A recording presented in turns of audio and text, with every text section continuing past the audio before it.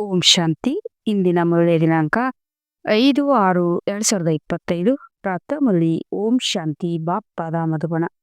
ಮಧುರ ಮಕ್ಕಳೇ, ಬೇಹದ್ದಿನ ಸುಖಕ್ಕಾಗಿ ನಿಮಗೆ ಬೇಹದ್ದಿನ ಜ್ಞಾನವು ಸಿಗುತ್ತದೆ. ನೀವು ಪುನಃ ರಾಜಯೋಗದ ಶಿಕ್ಷಣದಿಂದ ರಾಜ್ಯ ಪದವಿಯನ್ನು ಪಡೆಯುತ್ತೀರಿ.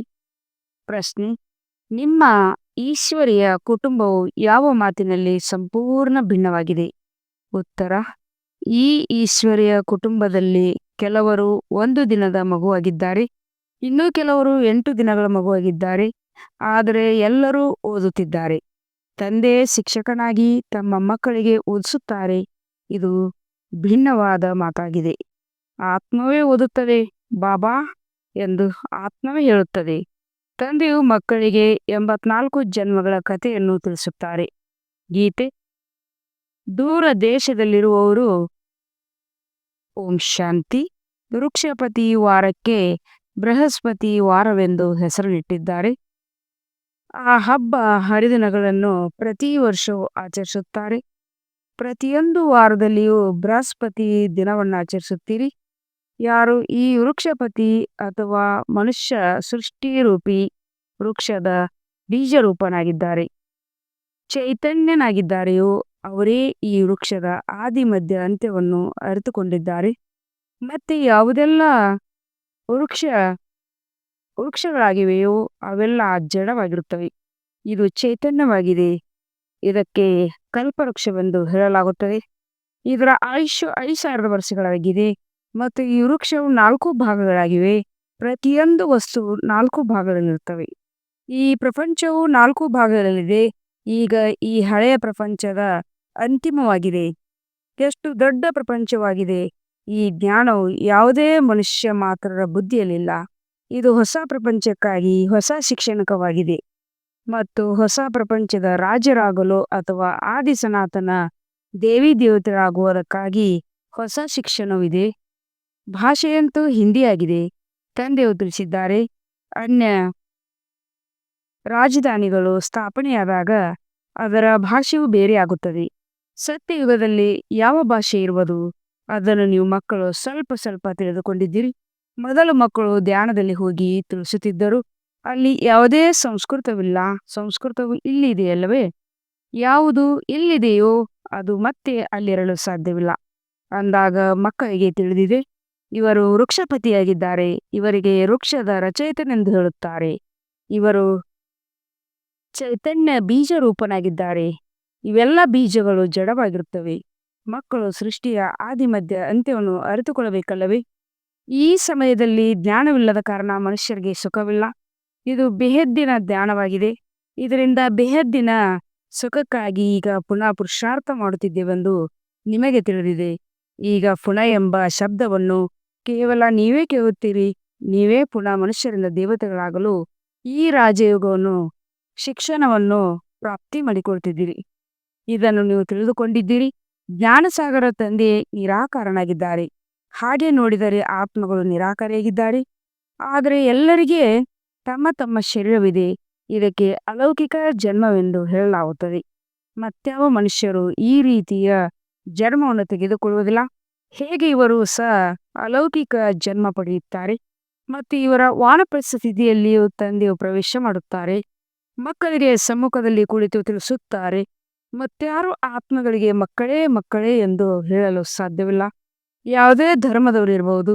ಶಿವ ತಂದೆಯ ನಾವಾತ್ಮಗಳ ತಂದೆಯಾಗಿದ್ದಾರೆ ಎಂಬುದನ್ನು ಅರಿತಿದ್ದಾರೆಂದರೆ ಅವರನ್ನು ಅವಶ್ಯವಾಗಿ ತಂದೆಯು ಮಕ್ಕಳೇ ಮಕ್ಕಳೇ ಎಂದು ಹೇಳುತ್ತಾರೆ.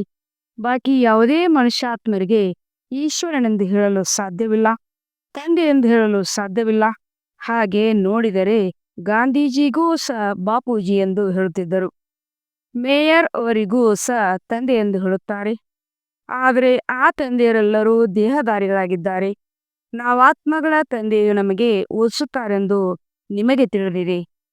ತಂದೆಯು ಮತ್ತೆ ಮತ್ತೆ ತಿಳಿಸುತ್ತಾರೆ, ನಮ್ಮನ್ನು ಆತ್ಮನೆಂದು ತಿಳಿಯಿರಿ. ಅವರೇ ಬಂದು ಆತ್ಮಗಳಿಗೆ ಓದಿಸುತ್ತಾರೆ. ಇದು ಈಶ್ವರ್ಯ ಕುಟುಂಬವಾಗಿದೆ. ತಂದೆಗೆ ಎಷ್ಟೊಂದು ಮಂದಿ ಮಕ್ಕಳಿದ್ದಾರೆ. ಬಾಬಾ, ನಾವು ತಮ್ಮವರಾಗಿದ್ದೇವೆಂದು ನೀವು ಹೇಳುತ್ತೀರಿ. ಅಂದಾಗ ನೀವು ಮಕ್ಕಳಾಗಿ ಇರಿ. ಬಾಬಾ, ನಾವು 1 ದಿನದ ಮಗುವಾಗಿದ್ದೇನೆ. ನಾನು 8 ದಿನಗಳ ಮಗುವಾಗಿದ್ದೇನೆ. 1 ತಿಂಗಳ ಮಗುವಾಗಿದ್ದೇನೆಂದು ಹೇಳುತ್ತಾರೆ. ಅವಶ್ಯವಾಗಿ ಚಿಕ್ಕವರೇ ಆಗಿರುವರು, ಬಲೆ 4-8 ದಿನಗಳ ಮಗುವೇ ಆಗಿರಬಹುದು. ಆದರೆ ಕರ್ಮೇಂದ್ರಿಯಗಳಂತೂ ದೊಡ್ಡದಾಗಿರುತ್ತವಲ್ಲವೇ? ಆದ್ದರಿಂದ ಎಲ್ಲಾ ದೊಡ್ಡ ಮಕ್ಕಳಿಗೆ ವಿದ್ಯಾಭ್ಯಾಸ ಬೇಕು. ಯಾರೆಲ್ಲರೂ ಬರುವರೋ ಅವರಿಗೆ ತಂದೆ ಓದಿಸುತ್ತಾರೆ. ನೀವು ಓದುತ್ತೀರಿ. ತಂದೆಯ ಮಕ್ಕಳಾದ ಮೇಲೆ ತಂದೆಯು ತಿಳಿಸುತ್ತಾರೆ. ನೀವು 84 ಜನ್ಮಗಳನ್ನು ಹೇಗೆ ತೆಗೆದುಕೊಂಡಿದ್ದೀರಿ? ತಂದೆಯು ತಿಳಿಸುತ್ತಾರೆ, ನಾನು ಬಹಳ ಜನ್ಮಗಳ ಅಂತಿಮದಲ್ಲಿ ಇವರಲ್ಲಿ ಬ್ರಹ್ಮಾರವರಲ್ಲಿ ಪ್ರವೇಶ ಮಾಡುತ್ತೇನೆ ಮತ್ತೆ ಹೋಲಿಸುತ್ತೇನೆ. ಇಲ್ಲಿ ನಾವು ಅತಿ ದೊಡ್ಡ ಶಿಕ್ಷಕನ ಬಳಿ ಬಂದಿದ್ದೇವೆಂದು ಮಕ್ಕಳಿಗೆ ತಿಳಿದಿದೆ. ಇದರಿಂದಲೇ ಮತ್ತೆ ಆ ಶಿಕ್ಷಕರು ಬಂದಿದ್ದಾರೆ, ಯಾರಿಗೆ ಮಾರ್ಗದರ್ಶಕನೆಂದು ಹೇಳುತ್ತಾರೆ. ಅವರೂ ಸಹ ಎಲ್ಲರಿಗೆ ಓದಿಸುತ್ತಾ ಇರುತ್ತಾರೆ. ಯಾರು ಅರಿತುಕೊಳ್ಳುತ್ತಾ ಹೋಗುವರೋ ಅವರಿಗೆ ಓದಿಸುತ್ತಾ ಇರುತ್ತಾರೆ. ಮೊದಲಿಗೆ ಇದನ್ನೇ ತಿಳಿಸಬೇಕಾಗಿದೆ. ಇಬ್ಬರು ತಂದೆಯವರಿದ್ದಾರಲ್ಲವೇ? ಒಬ್ಬರು ಲೌಕಿಕ, ಇನ್ನೊಬ್ಬರು ಪಾರಲೌಕಿಕ ತಂದೆ. ಇಬ್ಬರಲ್ಲಿ ದೊಡ್ಡವರು ಪಾರಲೌಕಿಕ ತಂದೆ ಆದರೂ ಅವರಿಗೆ ಭಗವಂತನೆಂದು ಹೇಳಲಾಗುತ್ತದೆ. ನಮಗೆ ಪಾರಲೌಕಿಕ ತಂದೆ ಸಿಕ್ಕಿದ್ದಾರೆ ಎಂಬುದನ್ನು ನೀವು ತಿಳಿದುಕೊಂಡಿದ್ದೀರಿ, ಮತ್ತಾರು ತಿಳಿದುಕೊಂಡಿಲ್ಲ. ನಿಧಾನವಾಗಿ ಅರಿತುಕೊಳ್ಳುತ್ತಾ ಹೋಗುತ್ತಾರೆ. ತಂದೆಯು ನಾವು ಆತ್ಮಗಳಿಗೆ ಓದಿಸುತ್ತಾರೆ. ನಾವೇ ಒಂದು ಶರೀರವನ್ನು ಬಿಟ್ಟು ಇನ್ನೊಂದನ್ನು ಶರೀರವನ್ನು ತೆಗೆದುಕೊಳ್ಳುತ್ತೇವೆ. ಸರ್ವಶ್ರೇಷ್ಠರಾಗುತ್ತೇವೆ. ಶ್ರೇಷ್ಠರಾಗುವುದಕ್ಕಾಗಿ ಬಂದಿದ್ದೇವೆ. ಕೆಲವು ಮಕ್ಕಳು ನಡೆಯುತ್ತಾ ಶ್ರೇಷ್ಠ ವಿದ್ಯೆಯನ್ನೇ ಬಿಟ್ಟು ಬಿಡುತ್ತಾರೆ. ಯಾವುದಾದರೊಂದು ಮಾತಿನಲ್ಲಿ ಸಂಶಯ ಬರುತ್ತದೆ, ಇಲ್ಲವೇ ಮಾಯವು ಯಾವುದೇ ಬಿರುಗಾಳಿಗಳನ್ನು ಸಹನೆ ಮಾಡುವುದಕ್ಕೆ ಆಗುವುದಿಲ್ಲ. ಕಾಮ ಶತ್ರುವಿನಿಂದ ಸೋಲನ್ನು ಅನುಭವಿಸುತ್ತಾರೆ. ಈ ಕಾರಣದಿಂದ ವಿದ್ಯಾಭ್ಯಾಸವು ಬಿಟ್ಟು ಹೋಗುತ್ತದೆ. ಕಾಮ ಶತ್ರುವಿನ ಕಾರಣವೇ ಮಕ್ಕಳು ಬಹಳಷ್ಟು ಸಹನೆ ಮಾಡಬೇಕಾಗುತ್ತದೆ. ಕಲ್ಪವು ನೀವು ಅಬಲೆಯರು, ಮಾತೆಯರ ನನ್ನನ್ನು ಕರೆಯುತ್ತೀರಿ. ಬಾಬಾ ನಮ್ಮನ್ನು ಅಪವಿತ್ರವಾಗುವುದರಿಂದ ರಕ್ಷಿಸಿ ಎಂದು ಕೂಗುತ್ತೀರಿ. ನೆನಪಿನ ವಿನ ಮತ್ಯಾವುದೂ ಇಲ್ಲ. ನೆನಪಿನಿಂದಲೇ ಬಲವು ಸಿಗುತ್ತದೆ. ಮಾಯಾ ಬಲಶಾಲಿಯು ಶಕ್ತಿಯು ಕಡಿಮೆಯಾಗುತ್ತಾ ಹೋಗುವುದು, ಮತ್ತೆ ನೀವು ಅದರಿಂದ ಮುಕ್ತರಾಗುತ್ತೀರಿ. ಹೀಗೆ ಅನೇಕರು ಬಂಧನದಿಂದ ಮುಕ್ತರಾಗಿ ಬರುತ್ತಾರೆ. ನಂತರ ಅತ್ಯಾಚಾರಗಳಾಗುವುದು ನಿಂತು ಹೋಗುತ್ತದೆ. ಮತ್ತೆ ಬಂದು ಶಿವತಂದೆಯೊಂದಿಗೆ ಬ್ರಹ್ಮಾರವರ ಮೂಲಕ ವಾರ್ತಾಲಾಪ ಮಾಡುತ್ತಾರೆ. ಇದೂ ಸಹ ಹವ್ಯಾಸವಾಗಿರಬೇಕು, ಬುದ್ಧಿಯಲ್ಲಿರಬೇಕು. ನಾವು ಶಿವತಂದೆಯ ಬಳಿ ಹೋಗುತ್ತೇವೆ. ಅವರು ಈ ಬ್ರಹ್ಮಾರವರ ತನುವಿನಲ್ಲಿ ಬರುತ್ತಾರೆ. ತಾವು ಶಿವತಂದೆಯ ಮುಂದೆ ಕುಳಿತಿದ್ದೇವೆ. ನೆನಪಿನಿಂದಲೇ ಕರ್ಮಗಳು ವಿನಾಶವಾಗುತ್ತವೆ. ತಮ್ಮನ್ನು ಆತ್ಮ ಎಂದು ತಿಳಿದು ತಂದೆಯನ್ನು ನೆನಪು ಮಾಡಬೇಕಾಗಿದೆ. ನಿಮಗೆ ಇದೇ ಶಿಕ್ಷಣವು ಸಿಗುತ್ತದೆ. ತಂದೆಯೊಂದಿಗೆ ಮಿಲನ ಮಾಡಲು ಬರುವಾಗಲೂ ತಮ್ಮನ್ನು ಆತ್ಮನೆಂದು ತಿಳಿಯಿರಿ. ಆತ್ಮಾಭಿಮಾನಿಯು ಈ ಜ್ಞಾನವು ಸಹ ನಿಮಗೆ ಈಗಲೇ ಸಿಗುತ್ತದೆ. ಇದು ಪರಿಶ್ರಮವಾಗಿದೆ. ಆ ಭಕ್ತಿ ಮಾರ್ಗದಲ್ಲಿ ಎಷ್ಟೊಂದು ವೇದಶಾಸ್ತ್ರಗಳನ್ನು ಓದುತ್ತಾರೆ. ಇದಂತೆ ಕೇವಲ ನೆನಪಿನೊಂದೆಂದೇ ಪರಿಶ್ರಮವಾಗಿದೆ. ಇದು ಬಹಳ ಸಹಜಕ್ಕಿಂತ ಸಹಜವಾಗಿದೆ, ಕಷ್ಟಕ್ಕಿಂತ ಕಷ್ಟವಾಗಿದೆ. ತಂದೆಯನ್ನು ನೆನಪು ಮಾಡುವುದು ಇದಕ್ಕಿಂತಲೂ ಸಹಜವಾದ ಮಾತು ಮತ್ಯಾವುದೂ ಇಲ್ಲ. ಮಗುವಿನ ಜನ್ಮವಾಯಿತೆಂದರೆ ಆ ಮಗುವಿನ ಬಾಯಿಂದ ಬಾಬಾ ಬಾಬಾ ಎಂದು ಬರುತ್ತದೆ. ಹೆಣ್ಣು ಮಗುವಿನ ಬಾಯಿಂದ ಅಮ್ಮ ಎಂಬ ಶಬ್ದವು ಬರುತ್ತದೆ. ಆತ್ಮವು ಸ್ತ್ರೀ ಶರೀರವನ್ನು ಧಾರಣೆ ಮಾಡಿದೆ. ಸ್ತ್ರೀಯು ತಾಯಿಯ ಬಳಿಯೇ ಹೋಗುವಳು. ಗಂಡು ಮಕ್ಕಳು ಬಹುತೇಕವಾಗಿ ತಂದೆಯನ್ನು ನೆನಪು ಮಾಡುತ್ತಾರೆ, ಏಕೆಂದರೆ ಅವರಿಂದ ಆಸ್ತಿಯು ಸಿಗುತ್ತದೆ. ತಂದೆಯ ನೆನಪು ಮಾಡುವುದರಿಂದ ಆತ್ಮಕ್ಕೆ ಆಸ್ತಿಯು ಸಿಗುತ್ತದೆ. ದೇಹಾಭಿಮಾನಿಗಳಾಗಿದ್ದಾಗ ಆಸ್ತಿಯನ್ನು ಪಡೆಯುವುದರಲ್ಲಿ ಕಷ್ಟವಾಗುತ್ತದೆ. ತಂದೆಯು ತಿಳಿಸುತ್ತಾರೆ, ನಾನು ಮಕ್ಕಳಿಗೆ ಓದಿಸುತ್ತೇನೆ. ನಾವು ಮಕ್ಕಳಿಗೆ ತಂದೆಯು ಓದಿಸುತ್ತಾರೆಂದು ಮಕ್ಕಳಿಗೂ ತಿಳಿದಿದೆ. ಈ ಮಾತುಗಳನ್ನು ತಂದೆಯ ವಿನ ಮತ್ತಾರು ತಿಳಿಸಲು ಸಾಧ್ಯವಿಲ್ಲ. ಅವರ ಜೊತೆಯೇ ಭಕ್ತಿ ಮಾರ್ಗದಲ್ಲಿ ನಿಮಗೆ ಪ್ರೀತಿ ಇತ್ತು. ನೀವೆಲ್ಲರೂ ಆ ಪ್ರಿಯತಮೆಯರಾಗಿದ್ದೀರಿ. ಇಡೀ ಪ್ರಪಂಚ ಒಬ್ಬ ಪ್ರಿಯತಮೆಯಾಗಿದೆ. ಪರಮಾತ್ಮನನ್ನು ಎಲ್ಲರೂ ಪರಮಪಿತ ಎಂದು ಹೇಳುತ್ತಾರೆ, ತಂದೆಗೆ ಪ್ರಿಯತಮನೆಂದು ಹೇಳುವುದಿಲ್ಲ. ತಂದೆಯು ತಿಳಿಸುತ್ತಾರೆ, ನೀವು ಭಕ್ತಿ ಮಾರ್ಗದಲ್ಲಿ ಪ್ರಿಯತಮರಾಗಿದ್ದೀರಿ, ಈಗಲೂ ಆಗಿದ್ದೀರಿ. ಆದರೆ ಯಾರಿಗೆ ಪರಮಾತ್ಮನೆಂದು ಹೇಳುವುದು ಎನ್ನುವುದರಲ್ಲಿ ಬಹಳ ಕಬ್ಬಿಬ್ಬಾಗುತ್ತಾರೆ. ಗಣೇಶ, ಹನುಮಂತ ಮೊದಲಾದವರನ್ನು ಪರಮಾತ್ಮನೆಂದು ಹೇಳಿ ಒಮ್ಮೆಲೇ ಸೂತ್ರವನ್ನು ಗಂಟು ಹಾಕಿಕೊಳ್ಳುತ್ತಾರೆ. ಇದನ್ನು ಒಬ್ಬ ತಂದೆಯ ವಿನ ಮತ್ತಾರು ಸರಿಪಡಿಸಲು ಸಾಧ್ಯವಿಲ್ಲ. ಮತ್ತಾರಿಗೂ ಆ ಶಕ್ತಿ ಇಲ್ಲ. ತಂದೆಯೇ ಬಂದು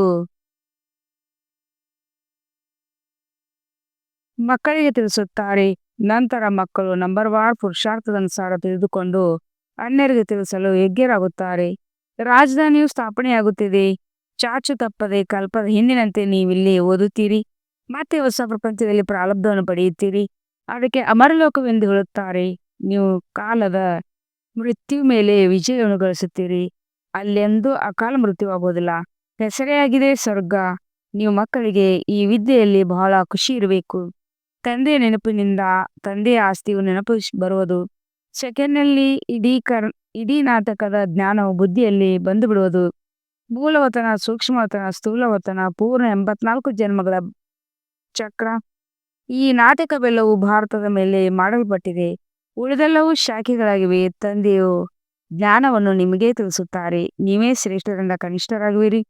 ಡಬಲ್ ಕಿರೀಟಧಾರಿ ರಾಜ್ಯರಾಗಿದ್ದವರು ಈಗ ಸಂಪೂರ್ಣ ಗುಲಾಮರಾಗಿದ್ದೀರಿ. ಈಗ ಭಾರತವು ಗುಲಾಂ ಬಿಕಾರಿಯಾಗಿದೆ. ಪ್ರಜೆಗಳ ಮೇಲೆ ಪ್ರಜೆಗಳ ರಾಜ್ಯವಾಗಿದೆ. ಸತ್ಯಯುಗದಲ್ಲಿ ಡಬಲ್ ಕಿರೀಟಧಾರಿ ಮಹಾರಾಜ ಮಹಾರಾಣಿಯರ ರಾಜ್ಯವಿತ್ತು. ಇದನ್ನು ಎಲ್ಲರೂ ಒಪ್ಪುತ್ತಾರೆ.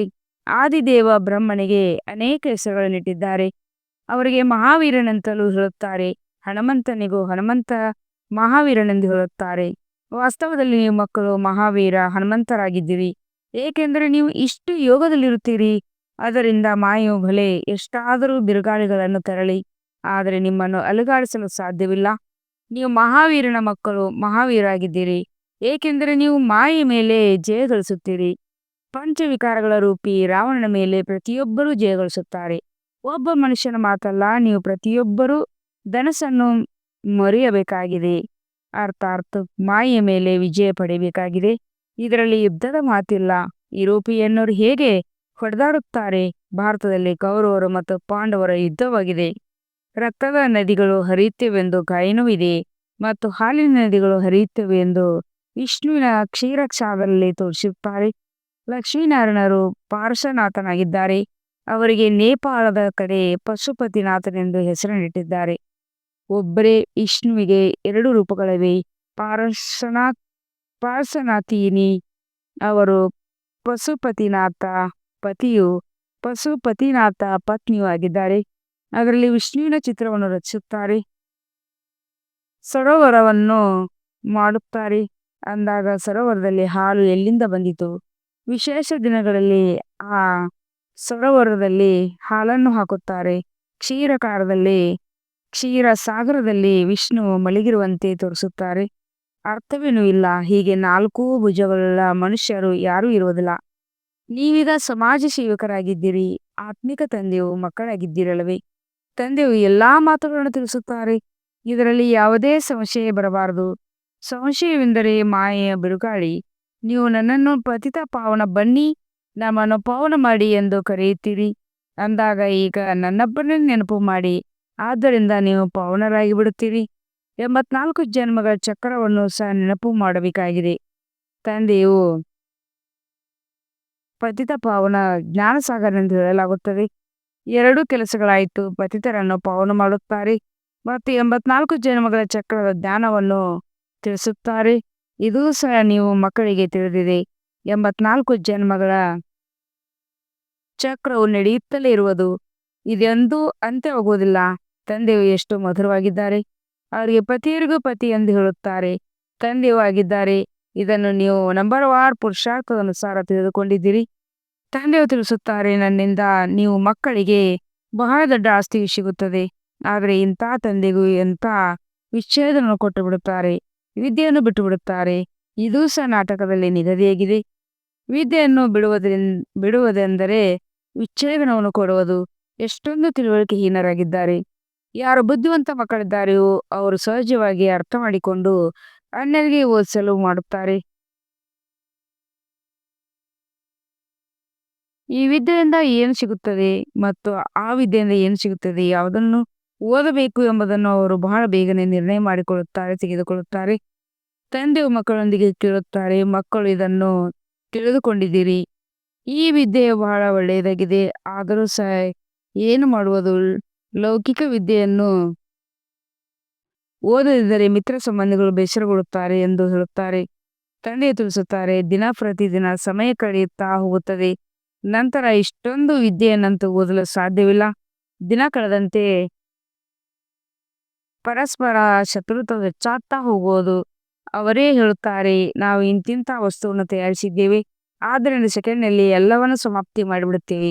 ನೀವು ಮಕ್ಕಳಿಗೆ ತಿಳಿದಿದೆ, ಡ್ರಾಮಾನುಸಾರ ಈಗಲೇ ಯುದ್ಧವಾಗಲು ಸಾಧ್ಯವಿಲ್ಲ. ರಾಜಧಾನಿಯು ಸ್ಥಾಪನೆಯಾಗುವವರೆಗೂ ಸ ತಯಾರಿ ಮಾಡಿಕೊಳ್ಳುತ್ತಿದ್ದೇವೆ. ಇವರೂ ಸಹ ತಯಾರಿ ಮಾಡಿಕೊಳ್ಳುತ್ತಿರುತ್ತಾರೆ. ಅಂತಿಮದಲ್ಲಿ ನೀವು ಪ್ರಭಾವವು ಎಲ್ಲರ ಮೇಲೆ ಬಹಳಷ್ಟು ಬೀರುವುದು. ಅಹೋ ಪ್ರಭು, ನಿನ್ನ ಲೀಲೆ ಅಪರಂಪಾರವಾದ ಗಾಯನವಾಗಿದೆ. ಅದು ಈ ಸಮಯದ ಗಾಯನವಾಗಿದೆ. ನಮ್ಮ ಗತಿ ಮತವು ಭಿನ್ನವೆಂದು ಗಾಯನ ಮಾಡಲಾಗುತ್ತದೆ. ಎಲ್ಲಾ ಆತ್ಮಗಳ ಪಾತ್ರವು ಭಿನ್ನವಾಗಿದೆ. ಈಗ ತಂದೆಯು ನಿಮಗೆ ಶ್ರೀಮತವನ್ನು ಕೊಡುತ್ತಿದ್ದಾರೆ. ನನ್ನೊಬ್ಬನೇ ನೆನಪು ಮಾಡಿ, ಆಗ ವಿಕರ್ಮಗಳು ನಾಶವಾಗುವು. ಮನುಷ್ಯರ ಮತವೆಲ್ಲಿ, ಶ್ರೀಮತವೆಲ್ಲಿ? ವಿಶ್ವದಲ್ಲಿ ಸಂಪೂರ್ಣ ಶಾಂತಿಯನ್ನು ಪರಮಪಿತ ಪರಮಾತ್ಮನ ವಿನ ಮತ್ಯಾರೂ ಸ್ಥಾಪನೆ ಮಾಡಲು ಸಾಧ್ಯವಿಲ್ಲ. 100% ಪವಿತ್ರಗಿಂತ ಸುಖ ಶಾಂತಿಯನ್ನು 5,000 ವರ್ಷಗಳ ಹಿಂದಿನಂತೆ ಡ್ರಾಮಾನುಸಾರವಾಗಿ ಸ್ಥಾಪನೆ ಮಾಡುತ್ತಿದ್ದಾರೆ. ಅದು ಹೇಗೆ? ಇದನ್ನು ಬಂದು ತಿಳಿದುಕೊಳ್ಳಿ. ನೀವು ಮಕ್ಕಳು ಸಹಯೋಗಿಯಾಗಿದ್ದೀರಿ. ಯಾರು ಬಹಳ ಸಹಯೋಗ ನೀಡುವರೋ ಅವರು ವಿಜಯಮಾಲೆ ಮಣಿಗಳಾಗಿರುತ್ತಾರೆ. ನೀವು ಮಕ್ಕಳ ಹೆಸರುಗಳು ಎಷ್ಟೊಂದು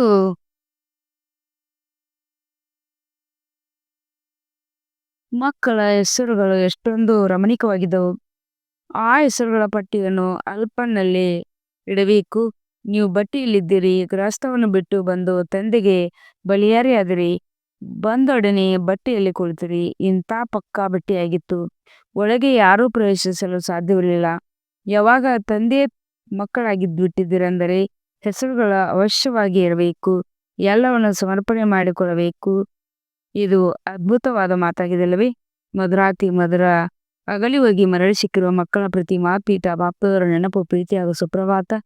ಆತ್ಮೀಯ ಮಕ್ಕಳಿಗೆ ಆತ್ಮೀಯ ತಂದೆಯ ನಮಸ್ತೆ. ಧಾರಣೆಗಾಗಿ ಮುಖ್ಯ ಸಾರ. 1ನೇ ಪಾಯಿಂಟ್, ಯಾವುದೇ ಮಾತಿನಲ್ಲಿ ಸಂಶಯ, ಬುದ್ಧಿಹೀನರಾಗಬಾರದು. ಮಾಯೆ ಬಿರುಗಾಳಿಗಳನ್ನು ಖಂಡಿತವಾಗಿ ಪಾರು ಮಾಡಬೇಕಾಗಿದೆ. ಈ ರೀತಿ ಯೋಗದಲ್ಲಿರಿ. ಮಾಯೆಯು ಬಿರುಗಾಳಿಗಳು ಅಲಿಗಾಡಿಸಲು ಸಾಧ್ಯವಾಗಬಾರದು. 2ನೇ ಪಾಯಿಂಟ್, ಬುದ್ಧಿವಂತರನಾಗಿ ತಮ್ಮ ಜೀವನವನ್ನು ಈಶ್ವರ್ಯ ಸೇವೆಯಲ್ಲಿ ತೊಡಗಿಸಬೇಕಾಗಿದೆ.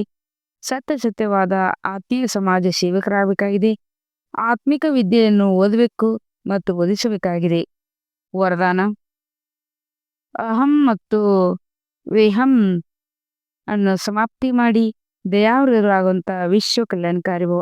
ಎಂಥದೇ ಅವಗುಣವುಳ್ಳ, ಕಠಿಣ ಸಂಸ್ಕಾರವುಳ್ಳ, ಕಡಿಮೆ ಬುದ್ಧಿಯುಳ್ಳ ಆತ್ಮವಿರಲಿ, ಆದರೆ ಯಾರು ದಯಾವೃತಿ ವಿಶ್ವ ಕಲ್ಯಾಣಿ ಮಕ್ಕಳಾಗಿದ್ದೀರಿ ಅವರು ಸರ್ವ ಆತ್ಮಗಳ ಪ್ರತಿ ಫುಲ್ ಜೊತೆ ಲವ್ ಫುಲ್ ಆಗಿರುತ್ತಾರೆ ಎಂದು, ಅಥವಾ ಇವರು ಏನು ಮಾಡಲಾರರು, ನಾನು ಎಲ್ಲ ಆಗಿರುವೆನು, ಇವರು ಏನೂ ಇಲ್ಲ, ಈ ಪ್ರಕಾರದ ಅಹಂಕಾರವನ್ನು ಮತ್ತು ಭ್ರಮೆಯನ್ನು ಸುಟ್ಟು ಬಲಹೀನತೆ ಅಥವಾ ಕೆಟ್ಟತನವನ್ನು ತಿಳಿದಿದ್ದರೂ ಸಹ ಕ್ಷಮೆ ಬೇಡುವಂತಹ ದಯಾಹೃದಯಗಳಾಗಿ ದಯಾಹೃದಯ ಮಕ್ಕಳೇ ವಿಶ್ವ ಕಲ್ಯಾಣದ ಸೇವೆಯಲ್ಲಿ ಸಫಲರಾಗುತ್ತಾರೆ. ಅಗಸ್ತ್ಯ ಸೂಚನೆಗಳು: ಆತ್ಮಿಕ ಸ್ಥಿತಿಯಲ್ಲಿರುವಂಥ ಅಭ್ಯಾಸ ಮಾಡಿ. ಅಂತರ್ಮುಖಿಯಾಗಿರಿ. ಆತ್ಮಗಳನ್ನು ಆಕರ್ಷಿತರಾಗಿ ಅಹೋ ಪ್ರಭು ಎಂದು ಗೀತೆಯನ್ನು ಹಾಡುತ್ತಾರೆ ಹಾಗೂ ದೇಹಾಭಿಮಾನದಿಂದ ಸಹಜವಾಗಿ ಆಕರ್ಷಣೆ ಆಗುತ್ತಾರೆ. ಅದೋ ನಿಮ್ಮ ಭಾಗ್ಯ, ಓಹೋ ನನ್ನ ಭಾಗ್ಯ. ಈ ಭಾಗ್ಯದ ಅನುಭೂತಿಯ ಕಾರಣ ದೇಹ ಮತ್ತು ದೇಹದ ಸಂಬಂಧಗಳ ಸ್ಥಿತಿಯು ತ್ಯಾಗ ಮಾಡುವರು. ಓಂ ಶಾಂತಿ.